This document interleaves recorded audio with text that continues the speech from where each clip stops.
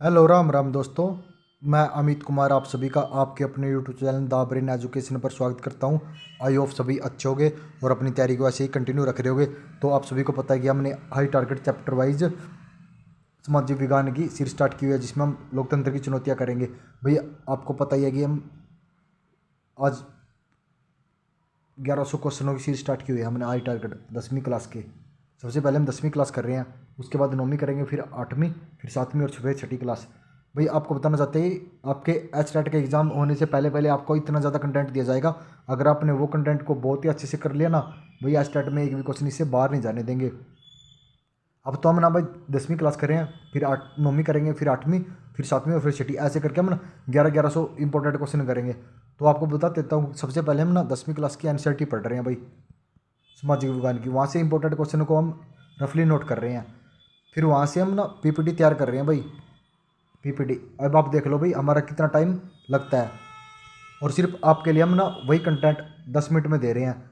भाई हमारा तो क्या पता, सबसे पहले पढ़ो भाई एक चैप्टर को, फिर उसका इंपॉर्टेंट नोट करो, फिर पीपीटी बनाओ। भाई हमारे तो ना 3 से 4 घंटे का टाइम लगता है, और वही कंटेंट 3-4 घंटे बना हुआ आपको 10 मिनट में मिल रहा है। अब आप देखोगी आपके लिए हम कितनी मेहनत कर रहे हैं, और सिर्फ आपने तो क्या ही, आपसे क्या मांगा आज तक। भाई जो ही बच्चा देख रहा है लाइक कर दो, शेयर कर दो, और सब्सक्राइब करके एक एक अपना अपना कमेंट जरूर कर दिया करो कि सर हमें क्लास अच्छी लग रही है। अगर आपको भाई हमारी मेहनत 3 से 4 घंटों की मेहनत आपको अच्छी लग रही है, और आपको वो 10 मिनट में मिल रही है, तो भाई आपका भी कर्तव्य बनता है कि भाई हाँ थोड़ा सा भाई सर को भी हम मोटिवेट दें, अपना कर्तव्य को पूरा करें। जो बच्चा अपने कर्तव्य को पूरा करता है भाई वही आगे जाके सफल रहता है। आज आपको चल मैं आपको आपका कर्तव्य बताता हूँ। आज हर बंदे ने कमेंट करना है, यही आपका कर्तव्य है। अगर आप भाई पूरा मन लगा के तैयारी कर रहे हो तो भाई कमेंट करो। अगर आज कमेंट कर दिया ठीक है, नहीं भाई कल को माता की नेम दूंगा मैं, क्या बोलते हैं हरियाणा में, नेम। खा माता की कसम, खा अपनी मम्मी की कसम, मम्मी की कल को कसम दूंगा। कुछ बोलेंगे कि सर तो ऐसी अजीब अजीब सी बातें करने लग गया। भाई करूँगा क्यों नहीं। यही क्वेश्चन आपको ना दूसरा यूट्यूब पर 1 से 1.5 घंटे मिल रहे हैं, और मैं यही क्वेश्चन आपको 10 मिनट के आसपास दे रहा हूँ। भाई तो फिर मैं भी तो आपसे कुछ मांगता हूँ कि कमेंट कर दो। नहीं भाई कल को मैं माँ की कसम दूंगा, जो भी बच्चा वीडियो देखेगा, बस वो तो कल को बता दूंगा, मैं कल को बहुत ही अच्छे से बता दूंगा। चलो अब करते हैं अपनी क्लास की शुरुआत। विश्व का सबसे बड़ा लोकतांत्रिक देश कौन सा है?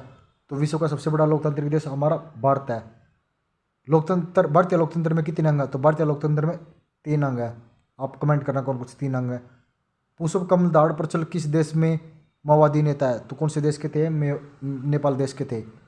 किस देश में राष्ट्रवादी नेता आंग सांग सू की 15 वर्षों में नजरबंद कर रखा गया था? तो ये म्यांमार देश के थे, जिसे 15 साल तक नजरबंद रखा गया था। 14वीं विधानसभा में महिला की भागीदारी रही है, कितनी रही है? 6.51% रही है। 15वीं लोकसभा में महिलाओं की संख्या कितनी थी? तो ये 59 थी। निम्न में से किस देश के समक्ष लोकतंत्र में माओवादियों की चुनौतियों का सामना करना पड़ रहा है? तो कौन से देश में करना पड़ रहा है? नेपाल देश ने किया था। किस देश में संविधान निर्माताओं में से एक अलेक्जेंडर हैमिल्टन ने कहा था कि कार्यपालिका में ऊर्जा होनी चाहिए, तो विधायकों में दूरदर्शिता, जबकि न्यायपालिका में सत्य के प्रति निष्ठा और समय होना चाहिए? तो ये कौन से देश के थे? ये अमेरिका देश के थे। 15वीं लोकसभा में महिला की भागीदारी तो 15वीं में रही थी, 10.86% रही थी। लोकतांत्रिक सुधार मुख्यतः करते हैं तो राजनीतिक दल करते हैं। दुनिया में क्या कितने हिस्सों में अभी तक लोकतांत्रिक शासन व्यवस्था नहीं है? तो दुनिया के 1/4 हिस्से में लोकतांत्रिक शासन व्यवस्था नहीं है। 15वीं लोकसभा चुनाव में पूर्व लोकतंत्री महिला की भागीदारी तो 15वीं में रही थी लगभग 10%। क्षेत्रवाद की भावना का एक कुछ परिणाम कौन सा है?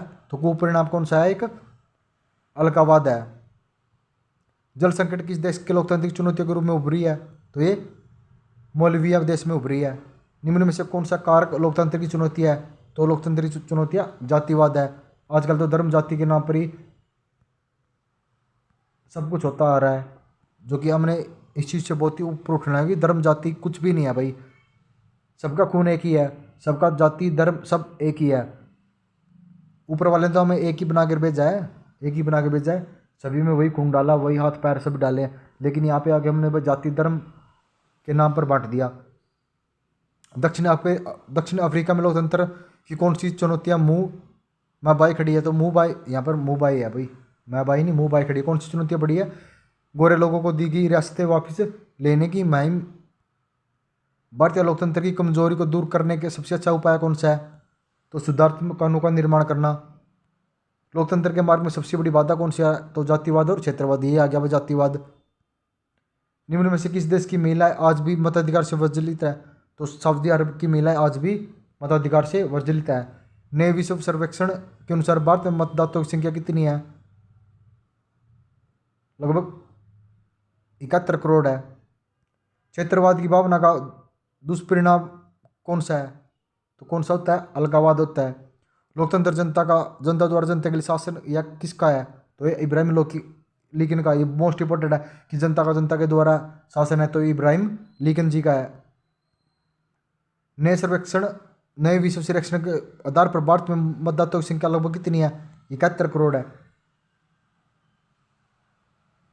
नेपाल में कितने साल पुराने राजशाही को खत्म करने के लोकतांत्रिक देश के रूप में स्थापित किया गया? लगभग 240 साल पुराने को।